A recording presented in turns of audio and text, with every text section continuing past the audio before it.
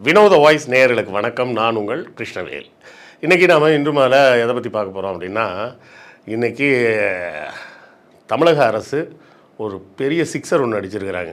அந்த சிக்ஸர் என்ன ஏன்னா, நமக்கு இந்த மாதிரி ஒரு மோசமான நேரத்தில் நமது முதலமைச்சர் மு.க.ஸ்டாலின் அவர்களை போல் ஒரு அடித்து ஆடும் ஒரு முதலமைச்சர் இருந்தால் தான் நாம் இந்த பிரச்சனைகளெல்லாம் சமாளிக்க முடியும் அப்படிங்கிற மாதிரி ஒரு வேலை செஞ்சுருக்கிறாரு. எஸ்ஐஆர் பெயர் நீக்கத்துக்கு எதிராக அது என்ன செஞ்சுருக்கிறார் அப்படிங்கிறது தான் இன்றைக்கி நம்ம விரிவாக பார்க்க போகிறோம்.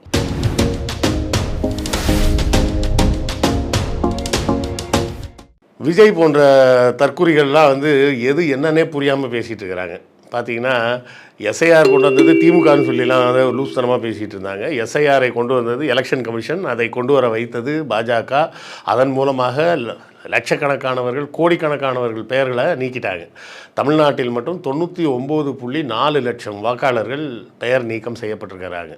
இது இந்த தேர்தலில் மிக கடுமையாக எதிரொலிக்கும் அப்படின்றது நமக்கு நல்லாவே தெரியும். ஆனால் இப்படிப்பட்ட ஒரு சூழலில் இன்றைக்கி தமிழக அரசு அதிரடியாக ஒரு நடவடிக்கை எடுத்திருக்கிறாங்க. என்ன தெரியுமா? உங்களுக்கு எஸ்ஐஆரில் பெயர் நீக்கப்பட்டிருக்கா? அதுக்கு முன்னாடி ஒன்று சொல்லிடுறேன். இந்த வீடியோ முழுசாக பாருங்கள். பார்க்கறது மட்டும் இல்லாமல் எத்தனை பேருக்கு ஷேர் பண்ண முடியுமோ தயவுசெய்து ஷேர் பண்ணுங்கள். ஏன்னா கிட்டத்தட்ட 1 கோடி பேருக்கு வாக்காளர் பட்டியலிலிருந்து பெயர் நீக்கப்பட்டிருக்கு. அவர்கள் எல்லோருக்கும் இது பயன்படும். அதுக்காக தான் நான் திரும்பவும் சொல்கிறேன். என்ன பண்ணியிருக்காங்கன்னா, டேட் ஆஃப் பர்த் சர்டிஃபிகேட் தானே உனக்கு வேணும். அந்த 13 டாக்குமெண்ட்டில் டேட் ஆஃப் பர்த் சர்டிஃபிகேட்டு கவர்மெண்ட்லேருந்து நாங்கள் தந்துடுறோன்ட்டாங்க அதிரடியாக. அதுவும் எப்படின்னா, அதுக்கு உண்டான விளக்கத்தெல்லாம் பின்னாடி சொல்கிறேன். எப்படி சொல்லியிருக்காங்கன்னா, நீங்கள் உங்கள் பெயர் நீக்கப்பட்டிருக்கா, நீங்கள் நேராக சிம்பிளாக போனீங்கன்னா, நமக்கு இந்த டேட் ஆஃப் பர்த் ரெஜிஸ்ட்ரேஷனில் 2 ப்ராசஸ் இருக்குது. டேட் ஆஃப் பர்த் ரெஜிஸ்ட்ரேஷன் ஒன்று இருக்குது, இன்னொன்று டிலேடு பர்த் ரெஜிஸ்ட்ரேஷன் ஒன்று இருக்குது. அதாவது டிலேடு பர்த் ரெஜிஸ்ட்ரேஷன்னா 1 வருஷத்துக்குள்ளே கூட நீங்கள் பதிவு பண்ணி வைக்கலாம். ஆனால் அதுக்கு ஒரு லேட் ஃபீ சார்ஜ் கட்டணும். அதெல்லாம் பண்ணி தான் மற்ற டாக்குமெண்ட்ஸோடு கொடுத்து சாதாரணமாக 7 நாட்கள் முதல் 30 நாட்களுக்குள் இந்த டேட் ஆஃப் பர்த் சர்டிஃபிகேட் வழங்கப்படும். இப்போ என்ன சொல்லிட்டாங்கன்னா, ஒரே நாளில் கொடுத்துருங்கன்ட்டாங்க. எப்படி ஒரே நாளில் கொடுத்துருக்கேன்னு சொல்லிட்டாங்க. அதை சிம்பிளிஃபை பண்ணி வேறு ஒரு மாதிரி பண்ணியிருக்காங்க. எப்படி பண்ணியிருக்காங்கன்னா, இந்த ஆவணங்களில் ஏதாவது இருந்தால் போதும். இப்போ ஸ்கூல் டிசி இருந்தால் போதும், இல்லை 10th 12th மார்க் ஷீட் இருந்தால் போதும், ஆதார் கார்டு இருந்தால் போதும், பழைய ஓட்டர் ஐடி இருந்தால் கூட போதும், பாஸ்போர்ட்டோ ரேஷன் கார்டோ பெற்றோரோட ஆதார் கார்டு இல்லை ஓட்டர் ஐடி இது எதுவுமே இல்லைனாலும் செல்ஃப் அஃபிடவிட், நான் இத்தனாம் தேதி தாங்க பிறந்தேன் அப்படின்னு நீங்கள் எழுதி கொடுத்தாலே போதும் அப்படின்ட்டாங்க. முன்னாடிலாம் இதை மேஜிஸ்ட்ரேட்டை போய் கொடுத்து அது கோர்ட் ப்ராசஸ்லாம் பண்ணி அது ஒரு பெரிய ப்ராசஸ்ஸு. இப்போ அதெல்லாத்தையும் எடுத்துகிட்டு எப்படி சிம்பிளாக கொண்டு வந்திருக்காங்கன்னா, அந்த ஸ்டெப்ஸை பாருங்கள். முதல் ஸ்டெப்பு, பக்கத்தில் இருக்க தாலுகா ஆஃபீஸ் போங்க. 2வது step, delayed birth registration for electoral purpose அப்படின்னு புதுசாக ஒன்று கொடுத்துருக்குறாங்க.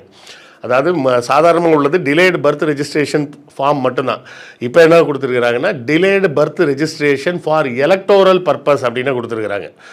அதை கூட மேலே சொன்ன ஆவணங்களில் ஏதாவது ஒன்று கொடுத்து அங்கே உள்ள தாசில்தார் அதை கொடுத்துட்டிங்கன்னா ஆர்டிஓ செக் பண்ணிவிட்டு அவரே உடனடியாக சர்டிஃபிகேட் போட்டு கொடுத்துருவார்.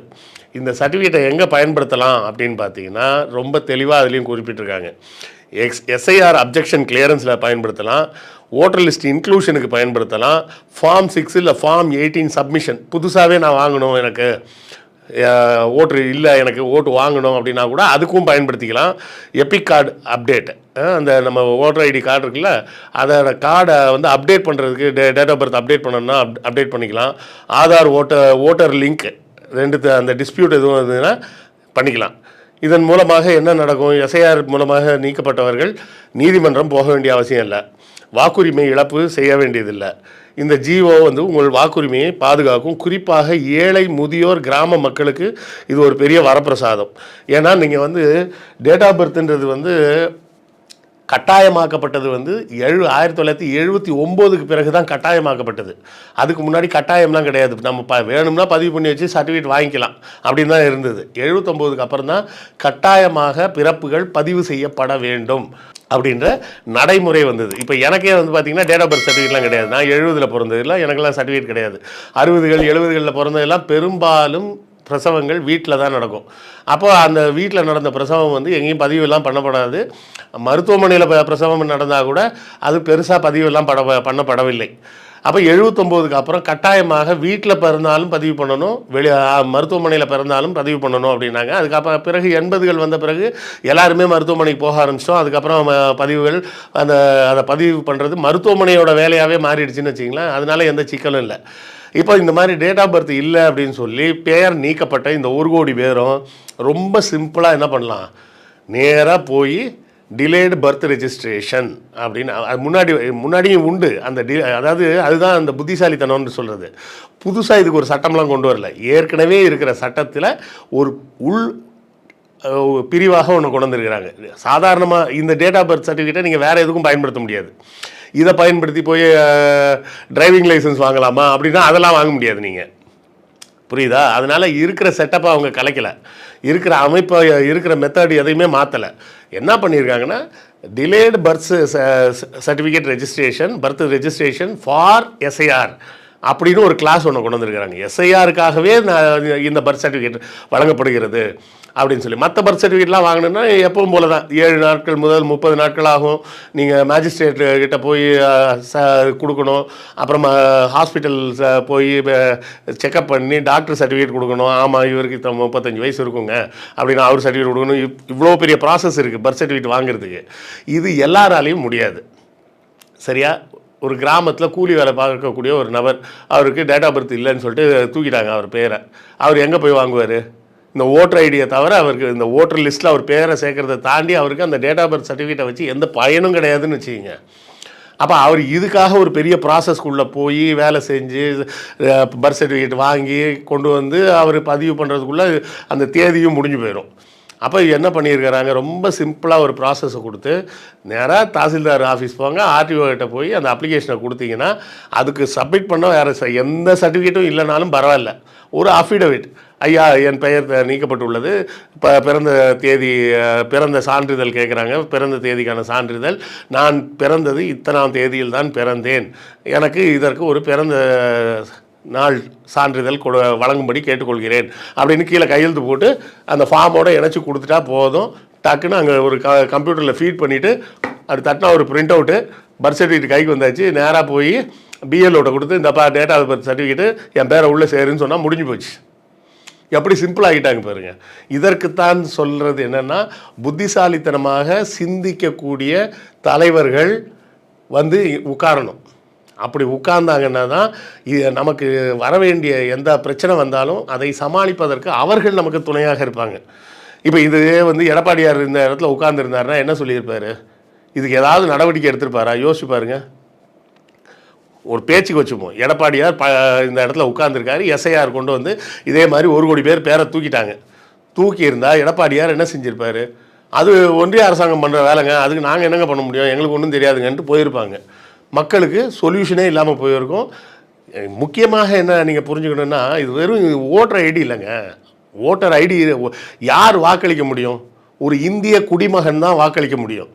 இப்போ இந்த 1 கோடி பேரும் இந்திய குடிமக்களா இல்லையா என்று சந்தேகமாக இருக்குதுன்னு சொல்லி எலெக்ஷன் கமிஷன் சொல்லி 1 கோடி பேரை தூக்கிட்டாங்க. தமிழ்நாட்டில் இருக்கக்கூடிய 7.5 கோடி பேரில் 1 கோடி பேர் இந்தியர்கள் இல்லைன்னு சொல்லிட்டாங்கன்னா அப்போ நம்மளுடைய அடிப்படை உரிமையே பறிப்போதா இல்லையா? அப்போ அந்த அடிப்படை உரிமையை மீட்பதற்கு உங்களை நீங்கள் இந்திய குடிமகன் தான் அப்படின்னு காட்டுறதுக்கு இருக்க ஒரே ஒரு உரிமை என்ன? தேர்தலில் வாக்களிக்கும் உரிமை. அந்த தேர்தலில் வாக்களிக்கும் உரிமையவே அசால்ட்டாக தூக்கி போட்டாங்க. வழக்கமாக இந்த மாதிரி ரிவிஷன்லாம் பண்ணால் என்ன பண்ணுவாங்க, ஒரு லிஸ்ட்டை வச்சுக்கிட்டு இவங்கெல்லாம் இருக்கிறாங்களான்னு பார்ப்பாங்க. சரியா? ஒவ்வொரு வீடாக போய் பார்ப்பாங்க. இவர் பேர் என்னப்பா, கந்தசாமி இருக்காரா? இல்லைங்க போன வருஷம் இறந்துட்டாரு. அப்படியா, சரி அவரை பேரை நீக்கிடுவோம். இதுதான் ரிவிஷன் நடக்கும். ஆனால் இந்த வாட்டி என்ன பண்ணியிருக்காங்க, யாருமே வாக்காளர் கிடையாது, நீ புதுசாக அப்ளிகேஷன் கொடு, அந்த அப்ளிகேஷனை நான் ஏற்றுக்கிட்டேன்னா உன் பேர் உள்ளே இருக்குது, இல்லைன்னா உன் பேர் இல்லை அப்படின்னு சட்டத்தை கொண்டு வந்திருக்காங்க. அப்போ அந்த இடத்தில் முக்கியமாக என்ன ஈஸியாக ஒரு விஷயம், பிறந்த தேதிக்கான சான்றிதழ். பிறந்த தேதிக்கான சான்றிதழ் படிக்காதவர்களிடம் இருக்குமா? கண்டிப்பாக இருக்காது.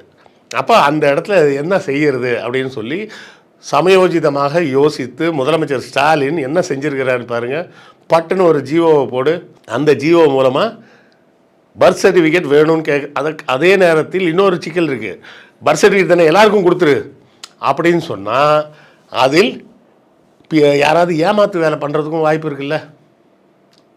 அதை வச்சுக்கிட்டு யாராவது ஏமாற்றி வேறு ஏதாவது சலுகைகள் வேறு ஏதாவது திட்டங்களில் உள்ளே போய் ஏதாவது இப்போ குளறுபடி பண்ணுறதுக்கு வாய்ப்பு இருக்குல்ல. அந்த தப்பும் வராத மாதிரி தெளிவாக delayed birth registration for electoral purpose. இந்த டேட் ஆஃப் பர்த் சர்டிஃபிகேட்டே ஒன்லி ஃபார் எலக்டோரல் பர்பஸ் தான், வேறு எதுக்கும் கிடையாது. ஒரு மனுஷன் உயிரோட முன்னாடி வந்து நிற்கிறேன்னா நான் பிறந்திருப்பேன்ல, பிறக்காமையாக நான் வந்திருக்க போகிறேன். என்ன மோடியா ஒருவேளை வானத்திலிருந்து நான் வந்தேன் என்று நம்புகிறேன் அப்படின்லாம் பேசுகிறாரு. அது மாதிரியா ஒரு மனுஷன் வந்து நிற்கிறான் உயிரோடனா அவன் பிறந்திருக்கான். அவன் பிறந்தது என்னைக்கு அவன் ஒரு தேதி சொல்கிறான். அந்த தேதியில் ஒரு சர்டிஃபிகேட்டை கொடுத்துட்டா அவனுக்கு ஓட்டு கிடைக்கும். அவன் கேட்குறதே எதுக்கு கேட்குறான், இந்த பர்த் சர்டிஃபிகேட் எனக்கு எதுக்குங்க கேட்குறீங்கன்னா எனக்கு ஓட்டை தூக்கிட்டாங்கங்க, இப்போ நான் பிறந்த தேதி சர்டிஃபிகேட் இல்லைன்னு சொல்கிறாங்க. சரி இந்த வச்சுக்கோ, இதை வந்து நீ இதுக்கு மட்டும் தான் பயன்படுத்த முடியும், வேறு எதுக்கும் பயன்படுத்த முடியாதுன்னு சொல்லியே ஒரு சர்டிஃபிகேட் கொடுத்து அனுப்பிச்சிடுறாங்க. சிம்பிளான ஒரு சொல்யூஷன். முதலமைச்சர் ஸ்டாலின் அவர்கள் 2021 இத்தனை ஆண்டு காலம் அடிச்சுக்கிட்டு இருந்த சிக்ஸர்லேயே சூப்பர் சிக்ஸர் இதுதான். அவுட் ஆஃப் த கேலரி போயிடுச்சு பால் அப்படின்னு சொல்லலாம். மோடி இதற்கு என்ன செய்கிறாருன்னு பார்ப்போம். இதை செய்தியை எல்லாருக்கும் கொண்டு போய் சேருங்க. ஏன்னா இப்படி ஒரு ஜீவோ வந்திருக்குன்றது மக்களுக்கு முதல்ல தெரியணும். அது ரொம்ப ரொம்ப முக்கியம். ஸோ கவனமாக இதை எல்லாரிடமும் கொண்டு சேர்க்கும்படி தாழ்மையுடன் கேட்டுக்கொள்கிறேன். இதை குறித்து உங்கள் கருத்துக்கள் என்னன்றதை கமெண்ட்டில் சொல்லுங்கள், நானும் தெரிஞ்சுக்கிறேன். அடுத்த காணொளியில் சந்திப்போம். நன்றி, வணக்கம்.